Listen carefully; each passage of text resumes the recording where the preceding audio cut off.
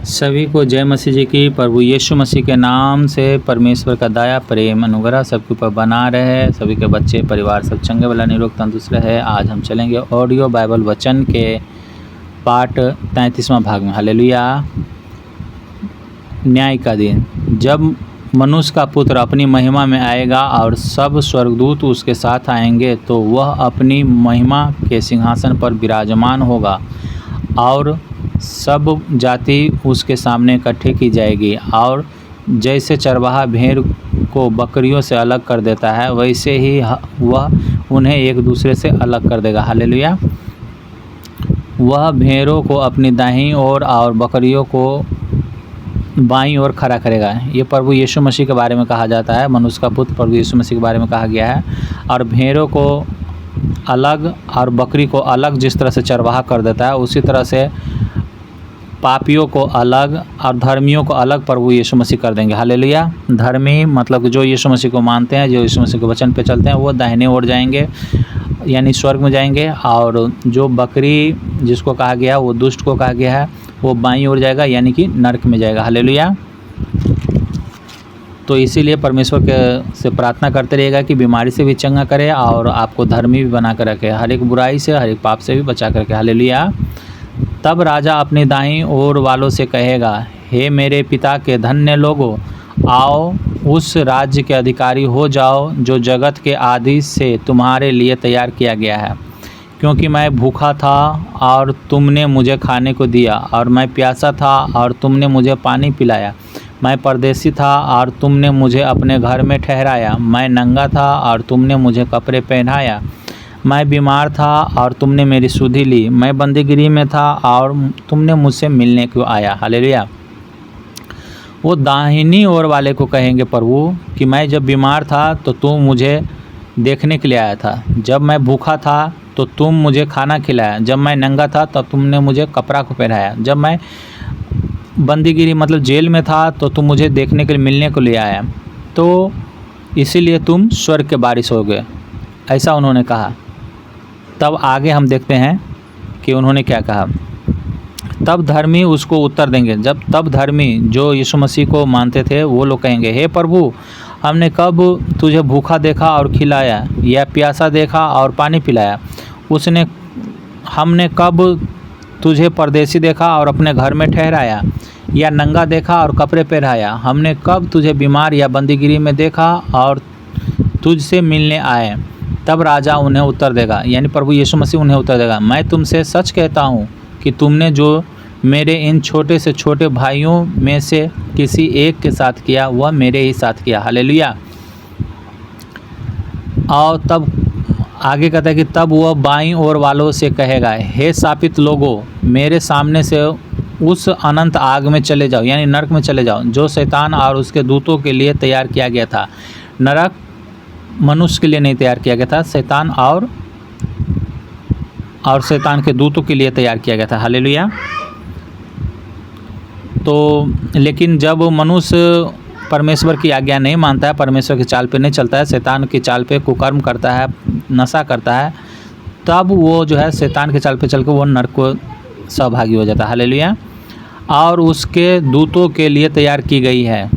क्योंकि मैं भूखा था और तुमने मुझे खाने को नहीं दिया, मैं प्यासा था और तुमने मुझे पानी नहीं पिलाया, मैं परदेसी था और तुमने मुझे अपने घर में नहीं ठहराया, मैं नंगा था और तुमने मुझे कपड़े नहीं पहनाया, मैं बीमार और बंदीगिरी में था और तुमने मुझे सुधि न ली। तब ये उत्तर देंगे, हे प्रभु, हमने तुझे कब भूखा या प्यासा या परदेसी या नंगा, बीमार या बंदीगिरी में देखा और तेरी सेवा टहल न की? तब वह उन्हें उत्तर देगा, मैं तुमसे सच कहता हूँ कि तुमने जो इन छोटे से छोटे में से किसी एक के साथ किया, किसी एक के साथ नहीं किया, और ये अनंत जीवन के दंड के भोगने, परंतु धर्मी अनंत जीवन में प्रवेश करेंगे। हालेलुया। वचन कहते हैं कि आप यीशु मसीह के ऊपर विश्वास कर लिए, लेकिन आप अभी तक हष्ट पुष्ट जो मोटा ताज़ा है उसी को आप दान देते आ रहे हैं, लेकिन जो भूखा नंगा है, जो भिखारी है, जिसको कमाने के योग नहीं है, वो जिसके पास घर में कोई कमी है, जो बीमार है, आप उसको नहीं दे रहे हैं। तो आप दंड के भागी होंगे। और आप बहुत जगह आप देखते हैं कि चंदा देते हैं, इस जगह पे उस जगह पे देते हैं चंदा, और वो चंदा आपका व्यर्थ जाता है। व्यर्थ कैसे जाता है? वो टेंट वाला के पास में जाता है, वो बाजा वाला के पास में जाता है, वो पिकअप पर जो लाद करके इधर उधर बाजा को घुमाता है, तो उस अमीर लोग को ही देते हैं आप। गरीब लोग को उससे कोई शुगारत नहीं होती है। तो इसीलिए जब हम आप जान गए हैं वचन को, तो हम आप देखें कि कौन इस दान के योग्य है। जैसे कोई बुजुर्ग है, कोई असहाय लोग है, कोई बीमार है, तो इसको हम लोग सहायता करना चाहिए। देख रहे हैं कि कोई भूखा आदमी है, कोई रोड पे गिर गया है, तो उसको खिलाना चाहिए, उसको उठाना चाहिए। हालेलुया। ऐसा नहीं कि कोई अच्छा खासा आदमी है तो उसी को हम हेल्प करेंगे, कोई किसी के पास कपड़ा नहीं है तो हम नहीं देंगे उसको। अगर आपके पास सकरता है तो आप उसको कपड़े से आप उसको दीजिए। ये कहना नॉर्मल बात है कि आप ठंडी है तो आप कपड़ा क्यों नहीं पहनते हैं, कपड़ा पहन लीजिए, स्वेटर ले लीजिए। लेकिन ये कहने से उनको हो सकता है कि दिल पे चोट लगे, क्योंकि उसके पास पैसा नहीं है, उसके पास कपड़ा नहीं है, तो उसके पास दिल पे चोट लगा। लेकिन इस कहने के बदला अगर आप उसे सहायता कर देते हैं, आप अपना में से दे देते हैं उसको, तो ये परमेश्वर के राज में आपका धार्मिकता गिना जाता है। हालेलुया। और परमेश्वर इस बात को आपको लेखा लगा। ये नहीं कि आप हमेशा चर्च जाते हैं, बाइबल पढ़ते हैं, दान देते हैं, इससे ही केवल लेखा नहीं लगा परमेश्वर, बल्कि इस बात को भी लेखा लेगा क्योंकि आपने कितने को दान दिया है, कितने को सहायता की है, कितने के लिए आप प्रार्थना किए हैं, ये सब को भी परमेश्वर देखेंगे। हालेलुया। और जो ये सब में फिट रहेंगे, इस वचन के ऊपर फिट रहेंगे, वही लोग स्वर्ग जाएंगे। हालेलुया। ये नहीं कि आप उपवास कर रहे हैं और ये सब नहीं कर रहे हैं, बाइबल पढ़ रहे हैं और ये बातें नहीं मान रहे हैं, चर्च जा रहे हैं और ये सब किसी को सहायता नहीं कर रहे हैं, भूखे को खाना नहीं खिला रहे, नंगे को कपड़ा नहीं पहना रहे हैं, तो आप स्वर्ग के अधिकारी होंगे। ऐसा नहीं हो सकता। हालेलुया। इसीलिए हमें होना चाहिए कि हम लोग परमेश्वर को वचन को मान करके ऐसे ऐसे लोगों को सहायता करना चाहिए, क्योंकि प्रभु यही चाहते हैं। हालेलुया। और मनुष्य तत्व भी यही है। ये नहीं कि हम दिखाने के लिए बड़ा बड़ा चंदन कर लिए, अच्छा कपड़ा पहन लिए, इससे नहीं चलेगा। लॉकेट लगा लिए क्रिश्चियन का, ये भी नहीं चलेगा, बल्कि लोगों को सहायता करना अनिवार्य है। हालेलुया। आगे हम देखते हैं कि यीशु के विरोध षड्यंत्र। जब यीशु ये सब बातें कह चुका तो अपने चेलों से कहने लगा, तुम जानते हो कि 2 दिन के बाद फसह का पर्व है और मनुष्य का पुत्र क्रूस पर चढ़ाए जाने के लिए पकड़वाया जाएगा। प्रभु यीशु मसीह खुद अपने के बारे में कह रहे हैं कि फसह का पर्व है और 2 दिन के बाद मनुष्य का पुत्र क्रूस पर चढ़ाया जाएगा। तब प्रधान याजक और प्रजा के पुरनिये काइफा नामक महायाजक के आंगन में इकट्ठा हुए और आपस में विचार करने लगे कि यीशु को छल से पकड़कर मार डालें। परंतु वे कहते थे, पर्व के समय नहीं, कहीं ऐसा न हो कि लोगों में बलवा मच जाए। देखिए, कोई ऐसा मनुष्य नहीं है, कोई ऐसा देवी देवता नहीं है, कोई ऐसा नहीं है कोई जो धरती पे आया वो अपने मृत्यु के विषय में जानता था। लेकिन प्रभु यीशु मसीह खुद अपने मृत्यु के विषय में जानता था, और उसके लिए जो षड्यंत्र लोग रच रहा था वो कहाँ पे रच रहा था और ये कहाँ पे है, और ये उनके मनों के बात को जान रहा है कि हमें यह क्रूस पे चढ़ाया जाएगा। बल्कि उनके मनों के बात क्या, उनके ऊपर जो भविष्यवाणी की गई थी उस भविष्यवाणी के अनुसार वो जानते थे कि हम क्रूस पे चढ़ाए जाएंगे और हम मारे जाएंगे। हालेलुया। और यही बात को उन्होंने कहा कि मनुष्य के पुत्र क्रूस पे चढ़ाया जाएगा। हालेलुया। तो आप जिस परमेश्वर की आप आराधना करते हैं वो हर एक बात को वो जानते हैं। हालेलुया। हर एक बात को वो जानते हैं और हमारी इच्छा को भी जानते हैं, तभी हम लोग जो भी प्रार्थना करते हैं वो हमें देता है। अगर वो चाहते तो वो क्रूस पे, हम मनुष्य लोग जो ऐसे जानते कि हमारी मृत्यु अब होने वाली है, तो हम लोग कैसे हो जाते हैं, हम लोग बचने की कोशिश करते हैं। लेकिन प्रभु यीशु मसीह ऐसा बचने की कोशिश नहीं किया, बल्कि वो ऐसा हो जाने दिया। क्योंकि अगर वो खुद नहीं कुर्बान होते, वो खुद बलिदान नहीं होते, तो हम लोग नहीं बचाए जाते, हम लोग बर्बाद हो जाते हैं। हालेलुया। तो इसीलिए प्रभु यीशु मसीह ऐसा होने दिया ताकि वो पिता की इच्छा पूरा करे, और एक मनुष्य को मरने से हम कई मनुष्य बचाए गए, और हम लोग प्रभु का इच्छा पर चल के परमेश्वर के राज में भी हम लोग प्रवेश करने पाएंगे। हालेलुया। आगे वचन लिखा है, बैतनिय्याह में यीशु का अभ्यंजन। जब यीशु बैतनिय्याह में शमौन कोढ़ी के घर में था तो एक स्त्री संगमरमर के पात्र में बहुमूल्य इत्र लेकर उसके पास आई और जब वह भोजन करने बैठा था तो उसके सिर पर उंडेल दिया। यह देखकर उसके चेले ऋषियाए और कहने लगे, इसका क्यों सत्यानाश किया गया? इसे तो अच्छे दाम पर बेचकर कंगालों को बांटा जा सकता था। हालेलुया। ये बातें जो उन्होंने कहा था वो इनका चेला यहूदा था जो प्रभु यीशु मसीह को बेच डाला था। हालेलुया। यह जानकर यीशु ने उनसे कहा, स्त्री को क्यों सताते हो? उसने मेरे साथ भलाई की है। कंगाल तो तुम्हारे साथ सदा रहते हैं, परंतु मैं तुम्हारे साथ सदैव न रहूँगा। यहूदियों में ऐसा होता था कि जब कोई मरता था तो उसके ऊपर सेंट डाला जाता था, और इस औरत ने प्रभु यीशु मसीह के ऊपर सेंट उंडेल करके ये दर्शाया था कि इनका मृत्यु नज़दीक है। लेकिन ये जान रहे थे प्रभु यीशु मसीह, लेकिन इनके चेले लोग, वहाँ पे जो और भी लोग बैठे हुए थे, वो लोग नहीं जान रहे थे। हालेलुया।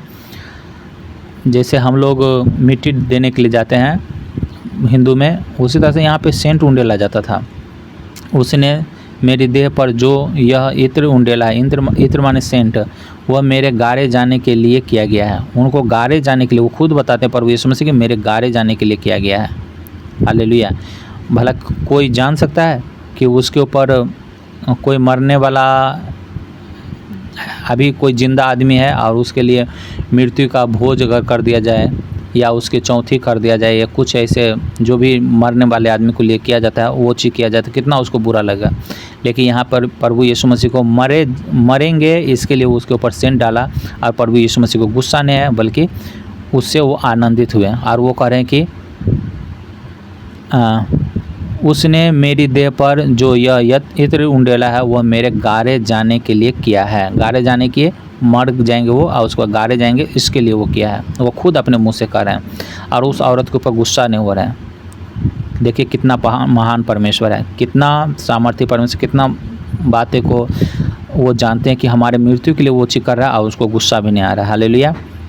मैं तुमसे सच कहता हूँ कि सारे जगत में जहाँ कहीं यह सुसमाचार प्रचार किया जाएगा वहाँ उसके इस काम का वर्णन भी उसके स्मरण के लिए किया जाएगा। हालेलुया।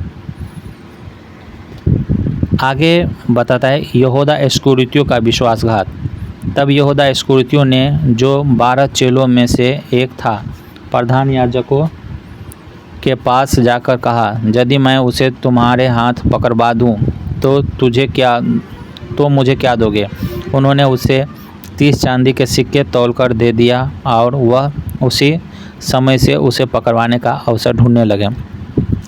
देखिए अधिक गुस्सा होना भी खराब बात है, और अपने गुरु के सामने ज़्यादा जुबान भी नहीं लगाना चाहिए। लेकिन यहूदा इस्करियोती ने जुबान उठाया और ना समझ के जैसा बोला, बल्कि वो जो बोला इत्र को उंडेल इत्र को जो बेच देते तो इससे ज़्यादा पैसा हो जाता, तो वो पैसा को वो चुराने वाला भी था, क्योंकि पैसा का थैली उसी के पास था। तो वो अपने पॉकेट भरने के लिए भी ये बातें बोल रहे थे। तब प्रभु यीशु मसीह जब उसके ऊपर गुस्साए थे, तो वो गुस्सा के कारण यीशु मसीह को, इतना भला मनुष्य को, जो 5000 मनुष्य को रोटी खिलाया, मछली खिलाया, जो अंधे दिखाया, बहरे सुनाया, गूंगे बुलाया, लंगड़े दुलाया, उस सब को क्या किया? इस सारे बातों को भूल करके इस थोड़ी सी डांट के वजह से प्रभु यीशु मसीह को बेच दिया। लेकिन आगे हम देखेंगे कि उन्होंने क्या किया कि उसको पछतावा जब हुआ कि यीशु मसीह हमारे कारण से वो निर्दोष आदमी को क्रूस पे चढ़ाया गया, मारा गया, उसको लहू बहाया जा रहा, बेइज्जती किया जा रहा है, तो वो खुद पश्चाताप किया और वो खुद आत्महत्या कर लिया, सुसाइड कर लिया। तो इसीलिए अगर आप तुरंत झट गुस्सा करते हैं तो वो आप किसी भला मनुष्य को भी फंसा सकते हैं और अपनी भी ज़िंदगी और सारा संपत्ति का भी खो जाएंगे। हालेलुया। ये आगे के चैप्टर में हम लोग देखेंगे। यहाँ पे इस जगह पे हम इस बाइबल ऑडियो वचन को हम समाप्त करते हैं। अब प्रभु यीशु मसीह का अनुग्रह, प्रभु यीशु मसीह का दया, प्रेम, शांति, करुणा सभी के घर के परिवार के ऊपर बना रहे। परमेश्वर का मुख का प्रकाश सभी के ऊपर चमके। परमेश्वर आप लोगों से रात को अपने स्वर्गदूतों के द्वारा बातें करे, अपने दासों के द्वारा आपके सपनों में जाकर के बातें करे, और जो भी बीमारी, जो भी समस्या है, उस समस्याओं से आपको छुटकारा दे प्रभु यीशु मसीह के नाम से। आइए इस जगह हम ऑडियो बाइबल वचन को ख़त्म करते हैं। अगले बाइबल वचन पाठ 34 हम अगले दिन देखेंगे। Okay, god bless you all. Hallelujah. प्रभु सबको आशीष दे यीशु के नाम से। आमीन, आमीन, आमीन। हालेलुया।